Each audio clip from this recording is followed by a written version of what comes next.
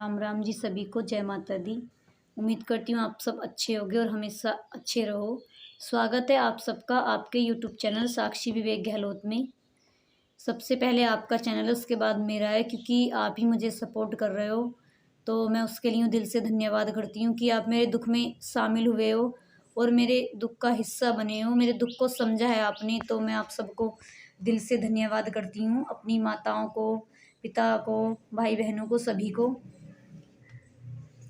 बहुत सारे मुझे कमेंट आते हैं कि आप अपने पति का नाम मत लिया करो। तो मैं सबसे पहले आपको बताना चाहती हूँ कि आज ये वीडियो आपको सारी देखनी है, प्लीज़ स्किप नहीं करना है, क्योंकि इसमें मैं बहुत ज़रूरी बात करने वाली हूँ। तो मैं आपको बताती हूँ कि मेरा, और मतलब ये भी कमेंट आते हैं बहनों के कि तुम्हारा बचपन विवेक के साथ कैसे बीता, क्या कहानी है, तो मैं उसको भी बताना चाहती हूँ। हम 2 भाई बहन हैं, मैं अकेली हूँ और एक मेरा भाई है। मेरा भाई मुझसे 2 साल बड़ा है। तो जब मैं छोटी-सी थी, 1 महीने की थी, तो उस टाइम मेरा भाई जल गया था। वो चाय के भगोने में जाके बैठ गया था, छोटा था वो। फिर वो दिल्ली रहा 2-3 महीने तक एडमिट हॉस्पिटल में। उसके बाद मैं उस टाइम 2 महीने की थी, तो फिर मेरा भाई हॉस्पिटल से घर पे आ गया था। तो मम्मी बोली कि मुझसे तो एक एक बच्चा ही पलेगा, या तो बेटी को पलवा लो या बेटे को, क्योंकि मेरे भाई की कंडीशन भी बहुत ज़्यादा ख़राब थी। सारा जल गया था यहाँ से नीचे को सारा वो, और मैं भी छोटी थी। तो मेरी मौसी जी मुझे ले आई थी, और मेरी मौसी जो हैं वो इसी गाँव में हैं जिसमें मेरी शादी हुई है, जिस गाँव में मेरी शादी हुई है। तो मैं 2.5 महीने की अपनी मौसी के घर पे आ गई थी। यहीं पली हूँ मैं, यहीं रही हूँ। मौसी ने मेरी परवरिश की है। मुझे माँ से प्यारी मौसी है, क्योंकि माँ ने तो मुझे जन्म दिया था, लेकिन मौसी ने मेरा सब कुछ करा है। तो मैं अब सबसे ज़्यादा प्यार अपनी मौसी से करती हूँ, और मौसी को मैं अम्मा जी कहती हूँ। तो ये मेरे बचपन की कहानी है, और मैं और विवेक जी साथ खेले हैं, साथ हम पढ़े हैं, हमने साथ स्टडी की है। बीएससी फाइनल तक हम दोनों साथ पढ़े थे। उसके बाद हमारी शादी हुई थी। पहले हम अच्छे दोस्त थे, फिर कब दोस्ती वो प्यार में बदल गई पता नहीं चला। फिर उसके बाद विवेक जी ने कहा कि मैं शादी करना चाहता हूँ, तो मैंने विवेक जी से बोल दिया था कि मेरे घर की अगर शादी करेंगे तो मैं करूँगी, वरना शादी मैं वहाँ करूँगी जहाँ पर मेरे घर की करेंगे। तो विवेक जी के पापा ने मेरे पापा बुलाए अपने घर पे और बोला कि हमें आपकी लड़की पसंद है, हमें कुछ भी नहीं चाहिए दहेज में, बस आप अपनी बेटी की शादी मेरे बेटे से कर दो। विवेक जी भी अकेले थे, इनके भी एक बहन है, उसकी शादी हो गई है। तो पापा को अच्छा लगा, क्योंकि विवेक जी बहुत सही थे, ये लड़ाई झगड़ा ड्रिंक वगैरह इन चीज़ों से दूर रहा करते थे। तो मेरी शादी कर दी फिर इनसे। हम दोनों की लाइफ अच्छे से हो गई, हम अच्छे से जीने लगे, अच्छे से दोनों साथ में रहने लगे। फिर मेरी शादी सन 2020 में हुई थी। सन 2021 में मुझे बेटा हुआ था। तो 2 साल हम दोनों साथ रहे शादी के बाद। फिर उसके बाद सन 2022 में विवेक जी की देखो ये कंडीशन हो गई, ये जो आपके सामने लेटे हुए हैं। अब सन 2024 चल रहा है, तो मैं 2 सालों से इस स्थिति को, अपने पति को देख रही हूँ इस स्थिति में। तो आप ही समझ सकते हो कि मैं अंदर से कितनी टूटी हुई हूँ। जो मेरी आप कंडीशन देखते हो, मेरी हड्डियाँ चमक रही हैं।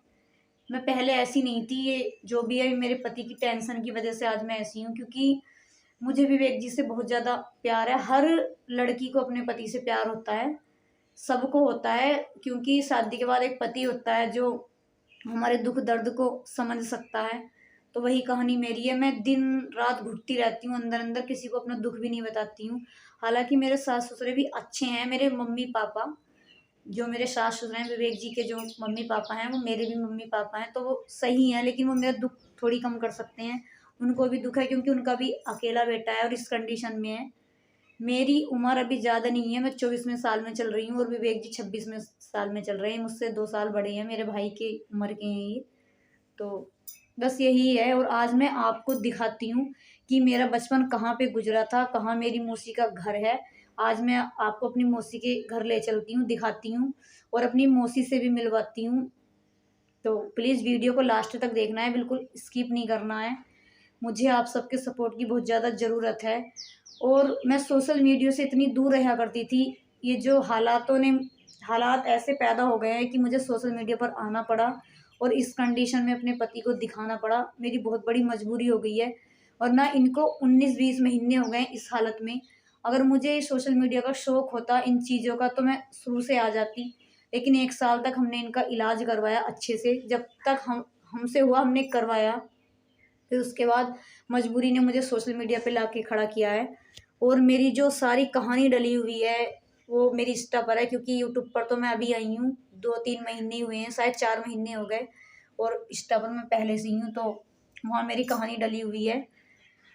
तो प्लीज़ कोई, और मैं अगर कोई गलती भी कर रही हूँ वीडियो में, आपको लग रहा है कि ये गलती कर रही है, तो आप मुझे अपनी बेटी समझकर, अपनी बहन समझकर मुझे कमेंट में बता सकते हो कि आप इस गलती को सुधारो, तो मैं उसको बिल्कुल सुधारने की कोशिश करूँगी।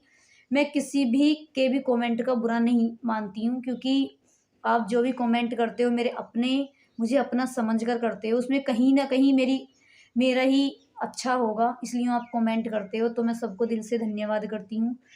और प्लीज़ वीडियो को ज़्यादा से ज़्यादा लाइक करो, शेयर करो, कमेंट करो अच्छे-अच्छे।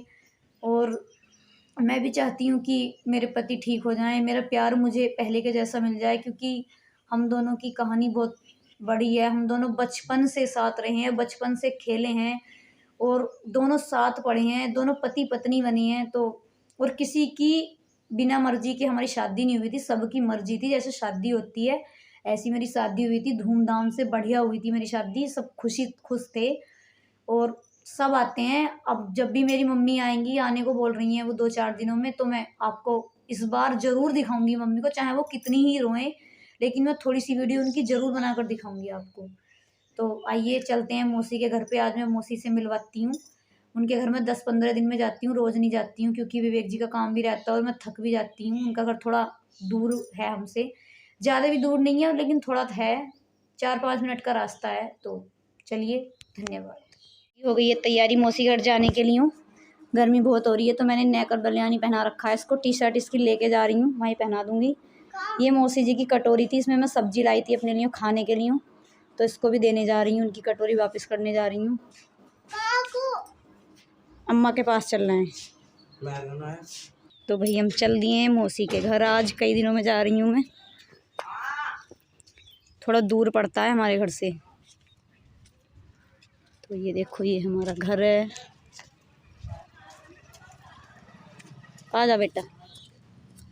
देखो कितनी गर्मी हो रही है, धूप निकल रही है बहुत, 4 बज गए शाम के। तो ये देखो अभी तो बहुत दूर है मौसी का घर। देखो रास्ते में इतना परेशान करता, अब चप्पल पता नहीं कैसे पहन लिया, चल पड़े भाई। तो ये देखो डुग्गू शैतानी करता है वो। तो फाइनली मैं मौसी के घर देखो आ गई हूँ।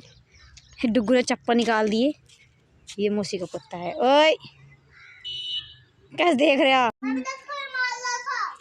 टीम गिर रही है इनकी, तो टीम डल रही है।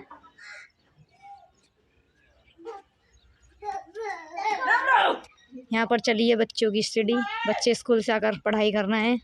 बुक कहाँ है अभी तेरी? यो कैसी पढ़ाई चल रही? तो आज मैं आई हूँ अपनी मौसी के घर। ये शैतान नहीं करता है बहुत ज़्यादा। वो सामने जो है ना, वो हमारा खेत है, हमारा। हाँ हाँ, ट्रैक्टर स्टार्ट हो गया है। मौसी का आएगी दावत, कार्ड आ गया है किसी की शादी का। डुग्गू लेने गया है, डुग्गू ने पैर छू के करी नमस्ते। तो भाई मेरा बचपन यहाँ पे गुजरा है, मैं यहाँ रही हूँ। ये मेरे मौसी हैं, अम्मा कहती हूँ मैं। तो अब बस मैं घर जा रही हूँ, विवेक जी को चाय बिस्किट खिला के, करवट वरवट दिलवा के, उनका सारा काम करके आई थी मैं थोड़ी देर के लिए इधर। मैंने सोचा आज मैं उधर घूमी हूँ, क्योंकि 8-10 दिन हो गए थे मुझे इधर आए हुए भी। और इनकी कटोरी भी मेरी तरफ थी, उसको देने आई थी, सब्जी लेके गई थी एक दिन मैं खाने के लिए। ये देखो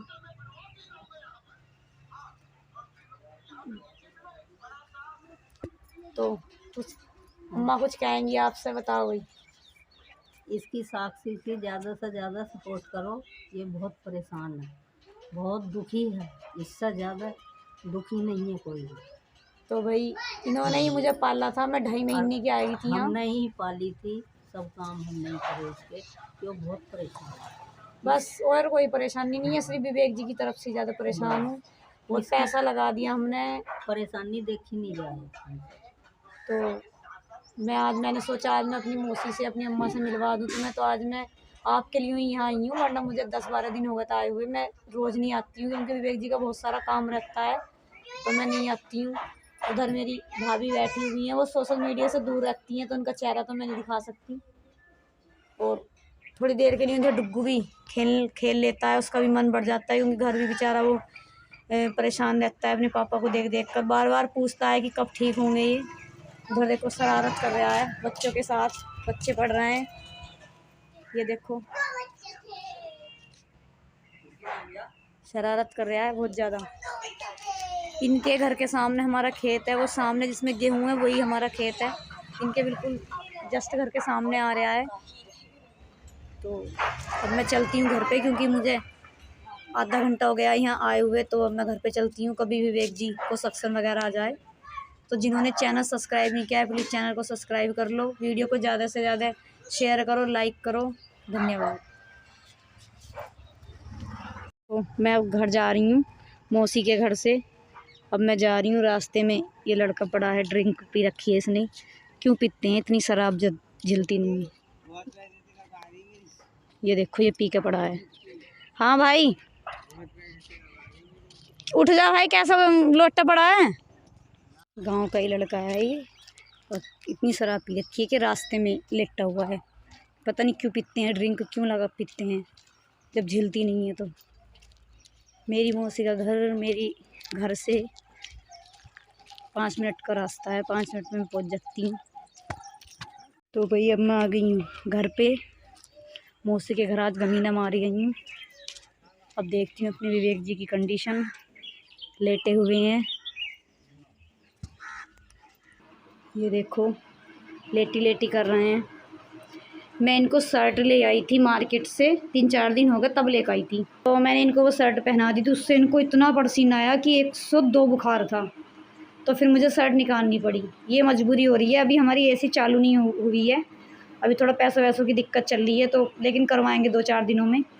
अब मैं देती हूँ विवेक जी को दवाई। शाम के बज चुके हैं 5, छोई छोई कर रहे हैं। तो जिन्होंने चैनल सब्सक्राइब नहीं किया है प्लीज़ चैनल को सब्सक्राइब कर लो, धन्यवाद।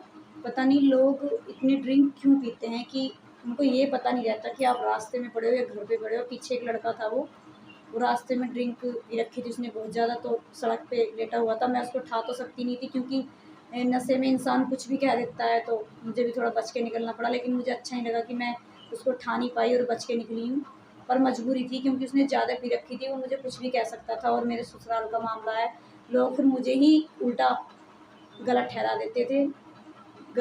देते, तो इस वजह से मैं उस भाई को उठा नहीं पाई। और दुख हो रहा है, मैं उसको उठा रही थी तो सही रहता। धन्यवाद।